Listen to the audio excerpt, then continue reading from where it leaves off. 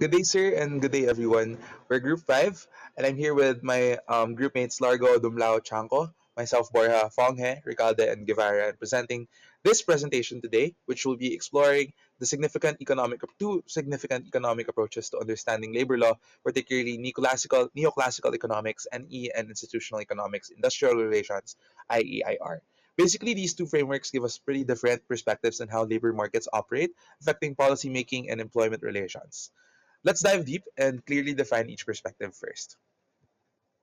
First among the two is Neoclassical Economics, or NE.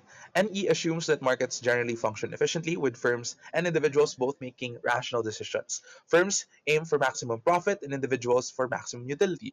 Essentially, under NE, labor is viewed strictly as a factor of production, and here wages are tied directly to workers' marginal productivity.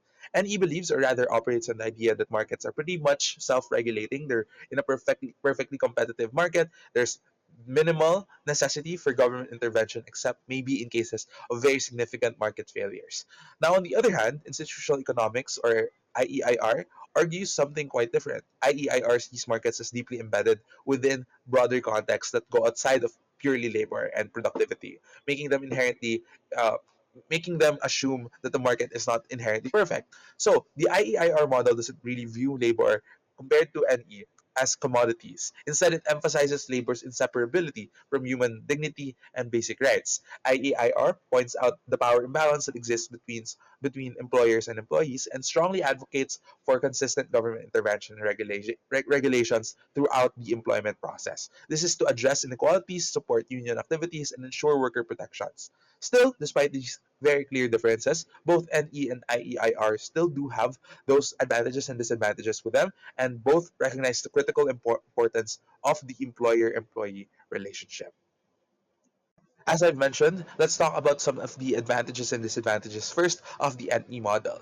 NE definitely has clear strengths, particularly its precise predictive capabilities about market behaviors and outcomes. It tends to be more accurate because NE relies on established theoretical models. It effectively supports resource allocation, profit maximization, and innovation, especially since there's minimal government interference. This freedom helps firms quickly adapt labor practices according to market demands, enhancing overall market efficiency and competitiveness. However, this is in an ideal world. Of course, NE isn't without its drawbacks and its assumptions. Speaking of its assumptions, its foundational assumptions like being in a perfectly competitive market and complete information availability between employers and employees rarely align with the realities in the real world, leading to oversimplifications in how the model is set up. Also, NE tends to disregard significant power imbalances that exist between employers and employees, potentially leading to worker exploitation and neglecting workers' rights and dignities because they're not really treated as human beings, they're treated as commodities or means to an end. Minimal government intervention, which is the hallmark of any model, might also lead to a lot of inadequate worker protections, undermining social stability and fairness in labor issues and labor markets. So while NE does, provide a strong framework for efficiency and economic growth and predicting these models, it often overlooks crucial social, ethical, and human considerations in labor relations. The Institutional Economics and Industrial Relations (IEIR) framework understands labor not just as a market input, but as a deeply social and ethical issue. It emphasizes worker dignity, rights, and the roles of institutions in balancing power between employers and employees. IEIR supports collective bargaining, minimum wage laws, and anti discrimination statutes, seeing them as essential safeguards against exploitation and inequality. It argues these policies raise productivity by improving morale and worker investment in skills. However, IEIR has its limitations. It relies heavily on strong institutions while governance is weak. These protections can be undermined by corruption or inefficiency. Overregulation may also disincentivize hiring or create rigid labor markets. For example, collective bargaining agreements, while stabilizing, can become inflexible and delay necessary workforce changes. Legal requirements around retrenchment can also slow down firms' responses to economic shocks. So while IEIR protects worker rights, it may trade off speed, flexibility, and efficiency, especially in countries with less institutional capacity. Let's compare how neoclassical economics and institutional economics interpret three key labor laws. First, retrenchment under Article 298. NE sees this as a rigid constraint. Companies like PAL must prove financial distress, notify DOLE, and follow due process, steps that can delay cost-saving decisions during downturns. In contrast, IEIR defends these rules as vital protections. Retrenchment must be a last resort, with transparency and fairness to prevent abuse and ensure job security. Second, the minimum wage law, RA 6727. NE argues it distorts the labor market if set too high, potentially leading to unemployment, but it can also correct employer monopsony power. IER, however, sees minimum wage as a floor that protects vulnerable workers, counters wage suppression, and pushes towards living wages in unjust labor markets. Third, CBA enforcement under Articles 252 to 253.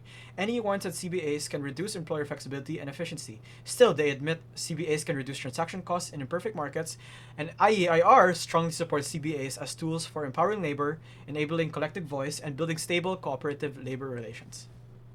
The FASAP versus PAL case is a prime example of how labor laws intersect in retrenchment disputes. Article 298 of the Labor Code outlines the conditions for valid retrenchment. It must prevent substantial financial losses, include written notice to employers and the DOLE, involve payment of separation pay, and use fair and reasonable selection criteria. PAL claimed compliance due to financial hardship during its corporate rehabilitation. However, Article 248, which prohibits unfair labor practices, came into play when FASAP argued that the retrenchment disproportionately targeted union members to undermine representation, raising questions about union discrimination. Furthermore, Article 13 of the PAL FASAP CBA had specific retrenchment guidelines. PAL was required to weigh seniority, performance, and professionalism and consult with the union. FASAP alleged PAL violated this by using only 1997 performance ratings and failing to consult them. Finally, Presidential Decree 902A was cited by PAL to justify retrenchment as part of legally sanctioned corporate rehabilitation process, highlighting the tension between financial survival and labor rights. While neoclassical economics assumes labor markets are generally efficient and best left unregulated, these labor regulations are justified under the Second Law and Economics Movement, which focuses on cohesion bargaining and price theory. Article 298 on retrenchment prevents firms from making opportunistic layoffs during downturns by requiring proof of financial loss. This aligns with transaction cost economics, ensuring retrenchments are only done in good faith. Article 248, covering unfair labor practices, helps address monopsony power, where employers like PAL could suppress wages and union activity by banning coercion and retaliation. Though NE remains skeptical of unions, it concedes that these laws counter labor market inefficiencies. CBAs are recognized as second-best solutions that reduce transaction and enforcement costs in incomplete labor contracts. Lastly, Presidential Decree 902A facilitates efficient reorganization during insolvency, enabling renegotiation amid high transaction costs. Each rule targets a specific market failure NE acknowledges. From a neoclassical perspective, these labor regulations create burdens. Article 298, while providing necessary worker protections, imposes delays on layoffs, leading to operational inefficiencies. In addition, requiring the reinstatement of 1,400 flight attendants with back wages poses a heavy financial burden on PAL, potentially discouraging hiring or investment. And he argues that high retrenchment costs sends a signal to firms that labor is not flexible, prompting hiring hesitation and encouraging cost avoidance strategies like automation or contractualization. With Article 248, and he contends that unfair labor practice protections can reduce efficiency by limiting employer flexibility and increasing bargaining costs. Corporate rehabilitation under Presidential Decree 902A allows firms like PAL to avoid liquidation, which is Pareto efficient. But from an NE view, this can also reduce the incentive to restructure early, possibly preserving inefficient operations. These policies, if too stringent, may distort labor market efficiency, even while aiming to preserve equity and stability. From the IER perspective, labor law serves to embed fairness and stability into employment relations. First, Article 298 on retrenchment is crucial, not just for economic justification, but as a safeguard against arbitrary layoffs. IER frames this not as a bureaucratic burden, but as a way to protect livelihoods, especially during economic downturns.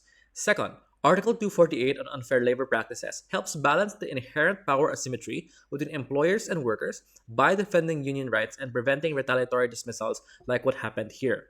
Third, enforcement of the collective bargaining agreement, particularly in PAL's failure to prioritize seniority and to consult FASAP, demonstrates the need for institutionalized voices through IER. Finally, while PD 902A allows firms like PAL to restructure under financial distress, IER insists that corporate rehabilitation should not mean sacrificing jobs without due process. Analyzing FASAP versus PAL through the IER lens reveals broader social and economic impact. First, these laws promote a procedural fairness and labor peace, preventing abrupt, chaotic retrenchments and ensuring decisions are negotiated and not imposed. This contributes to higher employee morale and encourages loyalty and productivity as workers feel respected and protected. More broadly as well, labor stability reduces the social cost of mass unemployment we have to deal with, like increased poverty or reliance on public services. Furthermore, these protections help build institutional trust in labor law and the justice system, which reinforces belief in democratic dispute resolution in the worst of times. However, IER also acknowledges trade-offs here. Over-reliance on rigid rules may delay necessary restructuring or preventing firms from adapting swiftly to market conditions. Still, it holds that short-term inefficiencies are justified if they prevent long-term societal harm, and ultimately, IER values economic systems that are not just efficient but humane and resilient over time. In Hello, Love, Goodbye, Joy's story illustrates how labor regulations, both in Hong Kong and the Philippines, structure migrant work unfairly. In Hong Kong, Cap 115 imposes strict immigration controls. Section 7 and 11 mandate employer exclusivity, meaning FDHs like Joy cannot change jobs. Section 41 criminalizes side jobs, while Section 24A denies permanent residency regardless of their years worked. Sections 19 and 20 allow for swift deportation, and this is reinforced by the standard employment contract, which includes live-in requirements, specific domestic duties, minimum allowable wage, and the harsh two-week rule after contract termination, otherwise they are deported. Meanwhile, Philippine laws like RA 8042, the Migrant Workers Act, aim to protect OFWs through mandatory contracts, legal aid, and reintegration. RA 11199 extends SSS services towards OFWs. Finally, OWWA programs provide training, repatriation, and livelihood support. Together, these laws shape Joy's limited options in her abroad life. In Hello, Love, Goodbye, there are many neoclassical justifications for why the policies exist. Employer exclusivity, for example, promotes market efficiency, and it does this by minimizing job switching risks, which helps assure a level of investment for employers. The criminalization of side jobs, for example, is able to address principal agent and moral hazard problems. It aligns contractual fidelity, i.e., worker behavior, with employer expectations. The minimum wage law is a targeted intervention to address market failures, like monopsony power, and preserve competitive efficiency. It counters the employer's ability to suppress wages below a minimum level of equilibrium and prevent a sort of race to the bottom for wages. Even exclusion from permanent residency is justified by ME by emphasizing minimizing labor market distortions and long-term externalities. It argues that residency rights could lead into fiscal burdens by increasing reliance on social services. Generally, this approach views FDHs as flexible inputs in a competitive market. Importantly, any justifications vary across both countries. Within Hong Kong and the domestic helpers there, what they see is a lot of labor misallocation. It's hard to transition to jobs, and so high-skilled and high-potential workers may find themselves in lower-paying jobs. The expansion of the informal economy is likely because people don't make enough, and so what they do is opt into illegal side jobs like rackets in order to make more money, which leads to less protections for them. Or even things like too low of a minimum wage law that meant that the cost of living isn't actually met, but it's also harder to negotiate terms because it's based on a minimum rather than market productivity or even things like competition. In comparison, the Philippines faces a lot of good implications from NE. For example, RA 8042 allows the addressing of labor surpluses and wage differentials domestically, and so that's why we ship people abroad. Or OWA, on the other hand, makes migration easier by reducing the private costs of overseas employment through insurance, welfare benefits, and education programs. IEIR flips all of this analysis. It's not just efficiency, but rather policies like the employer exclusivity and minimum wage laws are important in mitigating power imbalances and ensuring accountability. The live-in rule, for example, uses the theory that relational and social perspectives on employment, rather than just transactional, help better mutual understanding and employer investment in worker well-being. And it does this by proximity and making a genuine connection between families and their domestic helpers, like Joy and her family. Even specific task limits help try and reduce ambiguity in what workers are supposed to do, which prevents employers from exploiting workers with arbitrary demands. Especially with workers trying to migrate regardless, what we see in the Philippines is OWA and RA 8042 try and reduce the friction and barriers to migration and allow for better labor allocation and worker quality of life. Ultimately, what IEIR emphasizes is that labor is not a commodity, but is inalienable from human beings, meaning workers must be treated with respect for their basic rights and dignity. If labor regulations were absent, both the FASTA versus PAL case and Hello Love Goodbye would unfold very differently. PAL could have retrenched 1,400 flight attendants without any consultation or requirement to justify the decision. There would be no reinstatement, no back wages, just immediate termination. The union would lose power, and the collective bargaining rights would collapse. Long term, this would damage labor trust across the industry, potentially leading to strikes, flight delays, and a wider instability.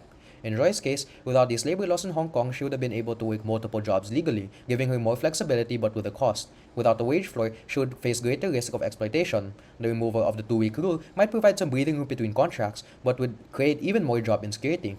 And without protections like OWA or R8042, there would be no formal support, no legal remedies, and no reintegration safety net if things went wrong abroad. Without labor regulations, both result in greater firm control and short-term market efficiency, but with social and human cost. IIR asserts that true efficiency must include justice and equity.